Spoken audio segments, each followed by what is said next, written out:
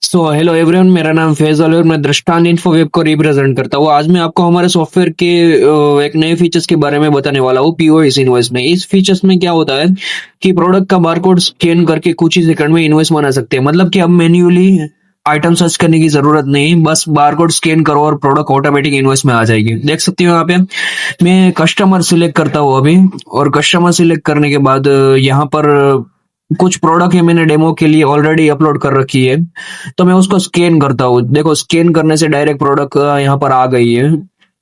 तो देख सकते हो ऐसे आप जस्ट स्कैन करके यहाँ पर प्रोडक्ट ऐड करवा सकते हो, ना कि कोई सर्च करके आप प्रोडक्ट और इनवॉइस बना सकते हो। देखो इनवॉइस भी मैंने क्रिएट कर दिया है। ठीक है, ऐसे आप इनवॉइस क्रिएट कर सकते हो, और मैं आपको प्रिंट भी दिखा रहा हूँ कि प्रिंट कैसी आएगी इनकी।